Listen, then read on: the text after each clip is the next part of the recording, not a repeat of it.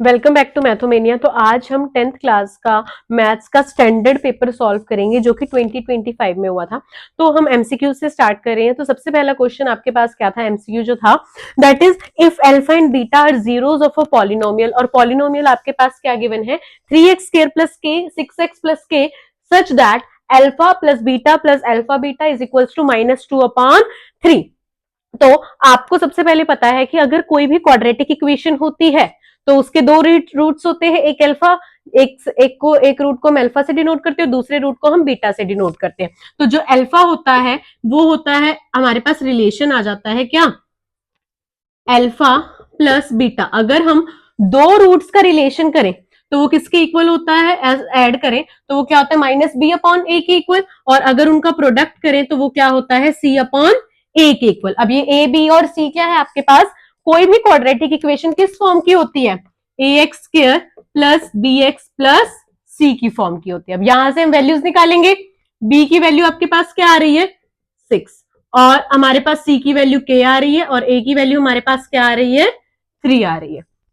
तो चलो हम वैल्यूज पुट कर देते हैं। अल्फा प्लस बीटा की वैल्यू आपके पास क्या आ रही है -6/3 -6/3 है। तो इसकी कटिंग कर देंगे तो क्या बन जाएगा, alpha plus beta is equals to -2। अब यहां पर alpha into beta, alpha beta की वैल्यू आपके पास क्या गिवन है c/a। c की वैल्यू आपके पास k है और a की वैल्यू आपके पास 3 है। मतलब दो रूट्स का जो प्रोडक्ट है वो किसके इक्वल है आपके पास k/3 के इक्वल। बट आपको ये रिलेशन आपके पास गिवन है, ठीक है। तो चलो यहाँ पे वैल्यू सब्सटीट्यूट करते हैं। यहाँ पे आपको क्या गिवन है, alpha plus alpha beta is equals to -2/3। Alpha plus beta की वैल्यू आपने कितनी निकाली है -2, तो यहां पर मैंने -2 पुट किया। अल्फा इंटू बीटा की वैल्यू आपके पास क्या आई है k/3, तो यहां पर क्या आ गया plus k/3 is equals to -2/3। आपको क्या चाहिए k की वैल्यू, तो ये 2 उस तरफ शिफ्ट हो जाएगा, इस तरफ ये -2 है, उस तरफ शिफ्ट होकर ये क्या बन जाएगा प्लस का 2। तो -2/3 प्लस 2, इसका एलसीएम लेंगे, LCM will be 3, -2 plus 6, 6 - 2 is 4/3। आपको पता है दोनों के डिनोमिनेटर में 3 और 3 सेम है, तो 3 क्या हो गया आपके पास कैंसिल। तो आपके पास k की वैल्यू कितनी आ गई 4। तो फर्स्ट क्वेश्चन का जो हमारे पास ऑप्शन बनेगा D will be the correct answer. Now moving toward the second question. Second question आपके पास क्या है कि x is equals to 1 and y is equals to 2 is a solution of the pair. आपके मैं क्वेश्चन पेपर भी attach कर दूंगी डिस्क्रिप्शन में। Of is a solution of the pair of linear equation 2x - 3y plus a is equals to 0, और दूसरी equation आपके पास क्या गिवन है 2x plus 3y minus b is equals to 0। तो अगर आपके पास x और y की वैल्यू दोनों की वैल्यू गिवन है तो आप पहले इसमें वैल्यू पुट करोगे, a की वैल्यू निकालोगे, और फिर इस इक्वेशन में पुट करके आप b की वैल्यू निकालोगे। तो आपके पास 2x - 3y plus a is equals to 0 के इक्वल है। x और y की वैल्यू पुट करेंगे, put x is equals to 1 and y is equals to 2। तो जहां जहां पर x है वहां पर 1 पुट करो, और जहां जहां पर y है वहां पर 2 पुट करो।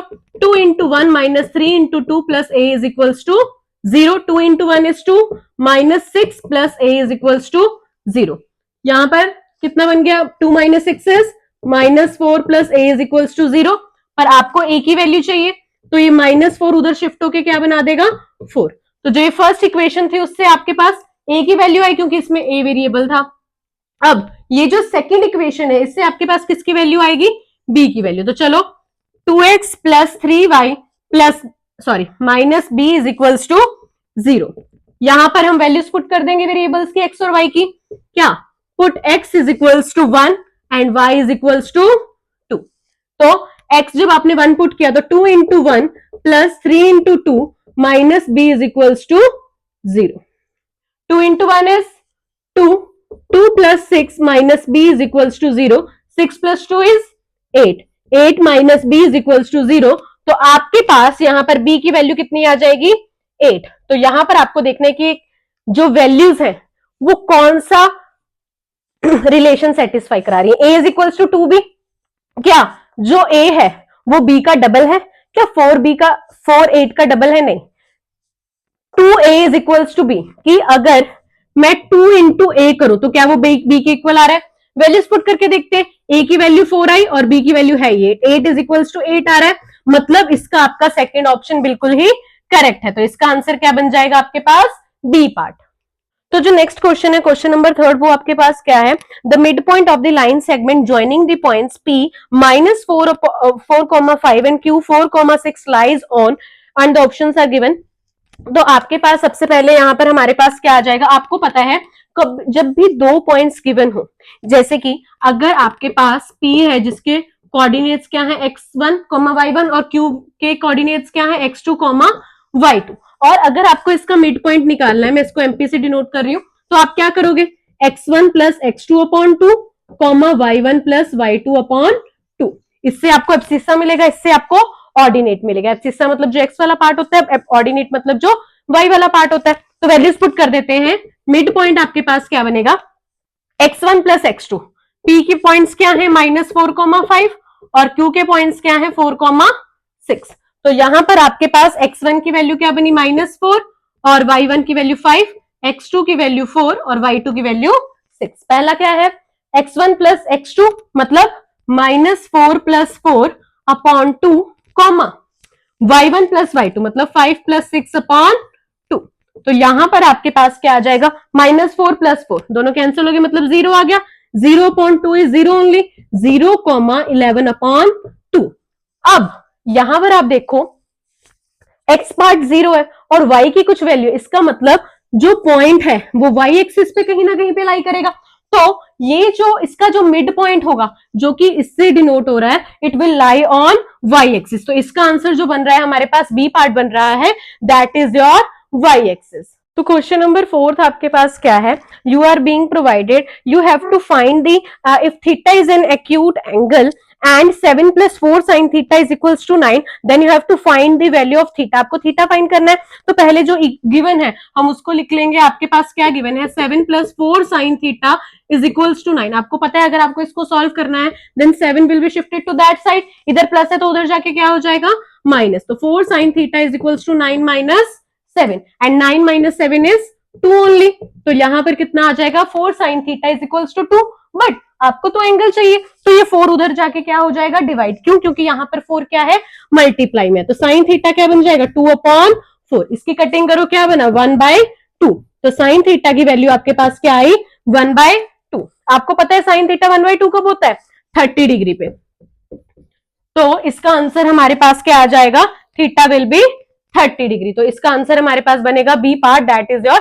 So the next question is the value of tan square theta minus 1 upon cos theta into secant theta is। अब आप ध्यान से देखो, आपको पता है tan और cos में तो कोई रिलेशन होता नहीं है, पर tan और secant में तो रिलेशन होता है।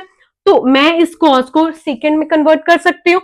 This tan can also be written as, यहां पर माइनस का साइन है, secant थीटा, क्योंकि पता है आपको कि secant theta is equals to 1 upon cos theta. तो यहां पर मैंने 1 अपॉन cos थीटा की जगह पे क्या लिख दिया? secant theta. secant theta multiplied by secant theta is secant square theta.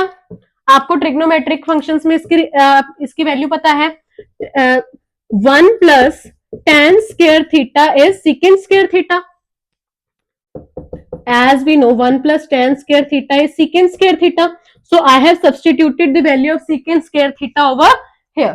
अब जब ब्रैकेट खुलेगी तो साइंस चेंज हो जाएंगे, tan square theta जो प्लस का था वो माइनस में चेंज हो जाएगा, -1 minus tan square theta। tan square theta और tan square theta will cancel out each other क्योंकि दोनों सेम है बट साइन ऑपोजिट है, so it's answer will be -1। तो इस 5th क्वेश्चन का आंसर हमारे पास क्या आ रहा है? -1। तो this is it for this video. अगली वीडियो में हम अगले 5 MCQs डिस्कस करेंगे विद प्रॉपर एक्सप्लेनेशन। तब तक के लिए मैं डिस्क्रिप्शन बॉक्स में इसका पूरा क्वेश्चन पेपर अटैच कर रही हूँ। आप कल के लिए अगले क्वेश्चंस को सॉल्व करके रखना ताकि आप मैच कर सको कि आपके आंसर सही आ रहे हैं कि नहीं। Till then, like this video and subscribe this channel. Thank you.